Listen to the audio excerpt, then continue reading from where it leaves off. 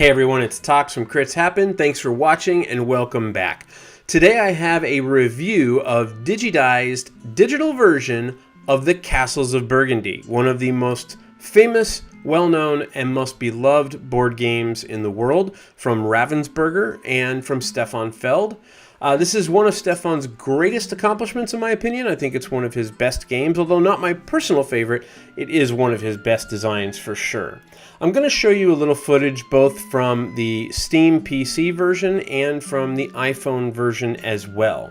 The things that are good to know about this, and I'll just be very direct up front, I have come to love this application, but it has taken time, and we'll walk through why it's taken time on some of these things.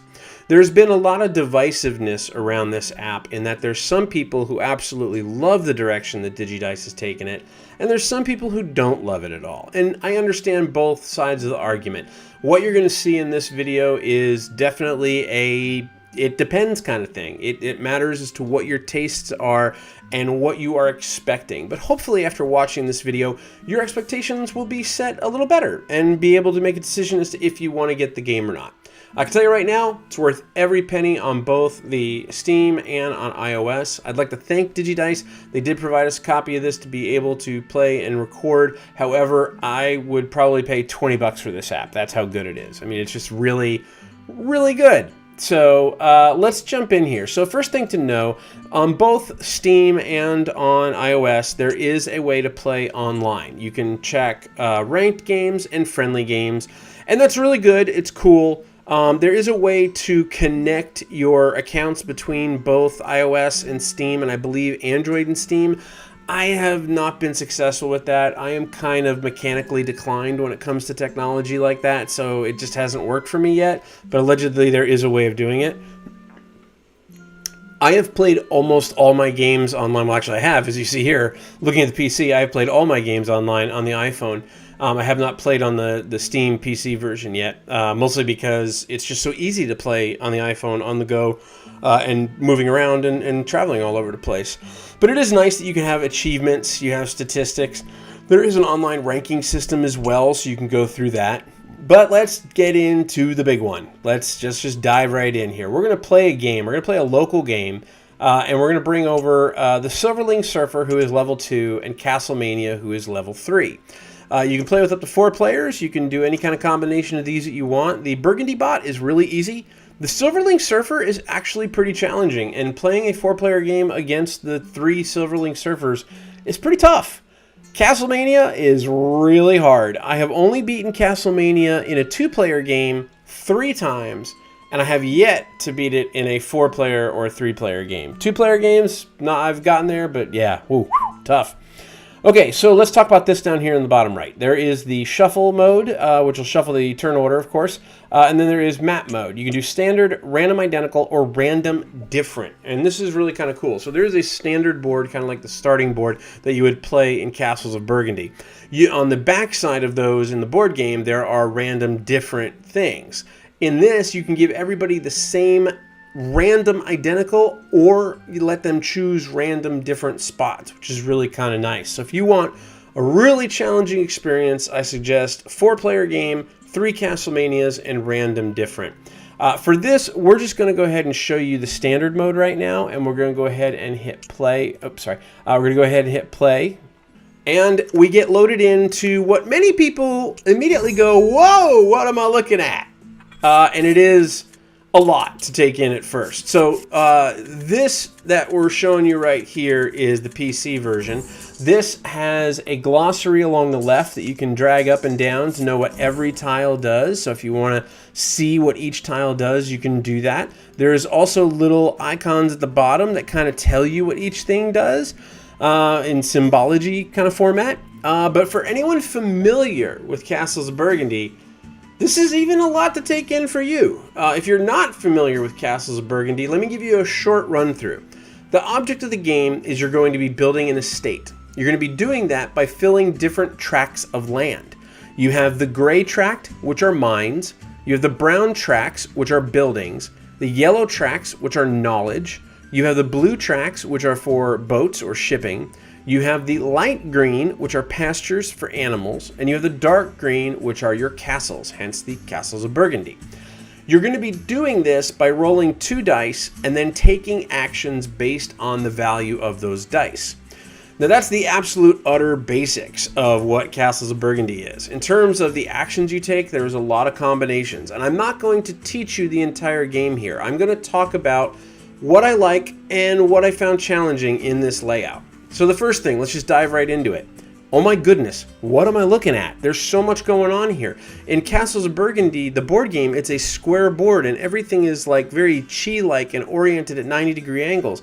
And everything here is round and oh my goodness, where are my workers? Where are my silverlings? What's going on? There's a lot to take in here. Essentially, this is your board that you begin with, and on the upper right are your dice. At the very top, along the top, you have the depots, and you'll see a little die face next to each one. So this is the number 5 depot, this is the number 4 depot, and so on and so forth. This right here, even though it is not marked very well, this little arc piece, this is the round tracker. So as those of you are familiar, every round inside of Castles of Burgundy, a good is going to be placed into a random depot. This is something that the app doesn't do that well. It doesn't really show you or explain to you how it randomly gets in there. It just randomly pops into one. In the board game, you roll a die and you place that good into that depot, but in the digital, it just kind of takes that away. And that's cool, it just doesn't really in the tutorial explain that very well. So if you're familiar with that, it takes a couple of seconds to get used to. This little area right here, this A, B, C, D, and E, are the 5 rounds of the game. So inside of each round, there are 5 turns. And then the little red numbers show you the bonus points you will get for completing a section. And you may say, that's really cool. So if I complete a section in round A, I'm going to get 10 bonus points. How do I know how many points that section is worth? Well, I'm glad you asked. You can click on this banner up here, this little light green banner, and you can see this light green area is 15, this single hex of a brown building is 1, and you can either leave that on during gameplay or you can turn it off. I've played enough games of Castle of Burgundy that I don't need that on, but for new players, it is actually a really cool thing to be able to have and leave on. For some reason, I don't quite understand this, but they do have the ability to turn your board. You can turn it left or right and get a new orientation on it, and then you can click the north button and go back to what the standard view of the board is. I've never really seen a need to do that in this digital game, but I guess it's kind of cool, so we'll leave it at that. This area here is the first player ribbons, meaning the first player to complete all of a specific colored section on their board. So if I filled all 6 of these blues, I would get the first player ribbon for that, and you would get victory points for it. This area right here are the goods that you have at the beginning of the game, and this area in the lower left of that with the 0 tells me how many and of what types.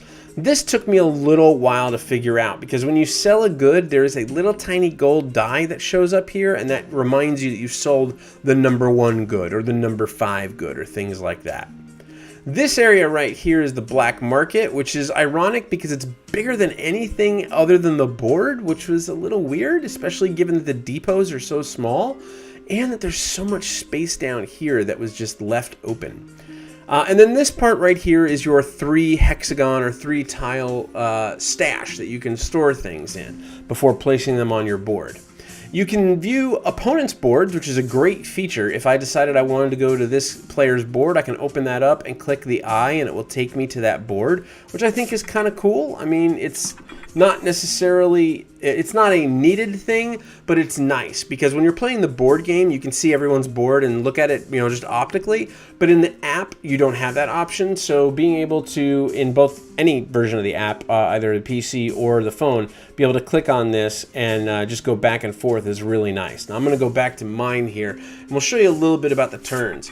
There are some really nice things to this. You can click on any one of these 4 action tabs along the outside of the circle, and you'll see they kind of raise up a little bit, and you can do the action. The actions are, the first one is taking an item or a tile from one of the depots. So in this case, I have a 4 and a 1, so I could take a tile from the 1 depot, or I could click here and click on the 4 depot. I can also click these arrows and go left and right. You'll notice as I move around, it will show me if I need to use workers, how many workers I need to use. For example, if I want to take something from the 3 depot, I've rolled a 4. I can use a worker, which is one of my abilities to adjust a die up or down, and take something from the 3. You might say, that's cool. Where are my workers? I said the same thing. Your workers are actually right here in this little brown triangle. This silver triangle keeps track of your silverlings, and this gold triangle keeps track of your points. Man, that was hard to figure out at first. But then once you get told it's there, it's a little bit easier to understand, but it is there. Placing and taking things is really easy. One of the nice things I really love about this app is, let's say I forgot what this building did. I can either use the glossary to look it up and do it by actual pictures. So here it shows this is the warehouse. Player sells the good type of his choice when it's placed. So I can remember that through here, but on the iOS version or the phone and mobile versions of the game, it doesn't have this glossary along the left. You just have the ability to double click on the actual icon or on the actual tile. And you can do the same thing in the PC version, which is really kind of cool. It makes it really easy to determine if you forget, especially the knowledge tile is what all the symbols mean. Really, really good way to be able to get memory kind of going as to what this tile is going to do and how it's going to help me. If I decide that this is the building I want to take, I just simply click the checkbox, and on the iOS version, you would tap it as well, and you're off and running, and you have it in your storage. But let's say I made a mistake. Let's say I didn't want that, and I actually wanted the ship. I can actually come over here to this little recycle red arrow, and I can click on that, and on the iPhone I can tap on it, and it'll take me back to the beginning of my turn. This works in everything. You can do it in a local game, you can do it in an online game, you can do it in a ranked game. You can redo your turn in a ranked game as long as you haven't ended it, and that's the whole kind of key to that. Ending your turn is this little green kind of radar symbol looking thing in the bottom right, which is really weird because there's so much symbology and so much good art, and they went with that, which is kind of odd. But it is what it is. That's okay. That's minor things. So once you have a tile, let's go ahead and take that tile. Once you have a tile and you want to place it on the board, how do you do that? Well, we only have a 1 right now. We would need 2 workers to place something on a 3, and you must place adjacent to a tile already on your board. At the beginning of the game, you remember that we all did the same standard placement, so all of our castles are here. If I go to the Silver Surferling's board, for example, I can see that his castle is in the middle, and his board looks exactly the same as mine, but his border is changed to blue. If I go back to me on Crits Happen, I can come back and see I'm the red player or the orange player. I'm still in the middle of my turn, so my 1 die is used. So I'm not going to be able to really place a die just yet. So, you know what I might want to do is I might want to change my turn. And I might want to look at this and go, you know what? I am going to go ahead and get this building, which lets me take 2 silverlings. And then I am going to sell this good, my number 4 good. You can do this by either clicking this tab down here, or you can actually click on the good themselves, which is really kind of nice. Now I'm going to sell my number 4 good. The reason I'm going to sell my number 4 good is I don't have to use a worker, and there's no additional goods of that type coming out, so I'm going to get rid of that. You do get a silverling for doing it. It shows that little animation there of popping the triangle out and adding the silverling. And once you have 2 silverlings, you can buy from the black market, of course. I really like technology. I'm a big fan of technology. This one tells me the player who adds this tile to his estate receives 4 instead of 2 workers each time he chooses the take worker dice action. So we'll go ahead and do that. And then you'll notice that this little radar button is blinking. It tells me it's time to end my turn, and I will end it and move on. Now, there's different animation speeds. This is the fastest. Please, please, please make it faster. That's the only thing I can ask the developer. It's great if you're beginning. It's great if you're new to the game. There is a slow and a medium and a fast. But boy, once you get used to this game, you really want faster. And I really hope that they make it faster over time. It's a small thing. I'm sure with enough people asking about it and talking about it that would be something the developer would look into. You get to see all of the actions that your players have or your opponents have made, and then it will come back to you and you can start to take your actions. So let's go ahead and place a tile here, and we'll show you some of the scoring on this. So I got victory points because I sold a good. Whenever you sell goods, you get victory points. Here, I'm going to go ahead and place my building. So I'm going to click on my building. I'm going to click on the 3. It will automatically go to the lowest value die that I can use, including workers, to place that item. So in this case, I'm going to use a 4, use one of my workers to dial it down to a 3, and hit OK. you'll go ahead and see it go there. It gets completed, so I'm going to get my points for completing that section, and I get silverlings as well, which allows me then to buy more things from this depot. And I like the idea of 4 cows, so I'll take 4 cows. So in terms of interface, the interface is really hard to get used to optically. It is not really hard to get used to technically in terms of what you need to do on your turn to take actions. I've actually found it really, really easy to just tap on the tiles, tap on the spaces, tap on the depots, whether you're playing PC or Steam or whether you're playing iOS or Android or anything like that. Really, really easy to understand what you want to do and when you want to do it. The fact that you can always hit this button to redo your turn before you end it is great, because even if you make a mistake tapping something or moving too fast, you have a lot of options with that. Now, this shows you some of the footage from the Steam version. Let's talk a little bit about the iOS version. So here you see the menus for the iOS version, and they're very much the same, which is really kind of nice. There's not a lot of new things you have to learn or figure out. Here you see the beginning of a game with different maps. So I can choose map A or map B, and I can choose the location of my castle, which is really kind of cool. Again, if you want a more complex game and a more variable game, this is a great option to be able to use for it. As you can see, a lot of things are very similar, but it is a lot more scrunched up. You don't have the icons along the bottom. You do not have the glossary along the left. You have the depots along the top. You have your dice, you have your board, and you have the same kind of pop-ups that come up during the actions of taking your actions. You do have the same 4 tabs around the outside, so optically, while things look slightly different, functionally, they operate exactly the same. And I really, really am impressed by that. The work that Digidiced did on this game, clearly there's a lot of love. And it's clear that while they did take it in a direction that is optically much different than the board gamers who play Castles of Burgundy may be used to, they definitely put a lot of thought into how can we make this stunning and still work for both a portable device and for a PC device as well. I think they've done a really good job with that. It is a hurdle though, and I can't review this without talking about it. It is a hurdle to jump over the optics of this game the first time you see it, even if you're an experienced player. But that said, the beauty of the design that Stefan Feld has put into Castles of Burgundy shines through tremendously. A good game is going to be a good game, no matter what. And this proves that, in my opinion, very, very well. Digidiced has done a great job, in my opinion, taking something in a direction that most people probably wouldn't expect. And while I understand that that's a daring thing to do from an optical standpoint in this game, functionally, this game does every single thing it needs to do. And that's, to me, the most important piece. I can get over optics. I can get over the way things look, even if it's not something that I like the look of it. But I can get over that if the gameplay is there and the functionality is there. And boy, is it ever. I have probably played on my iPhone close to 70 games of this already.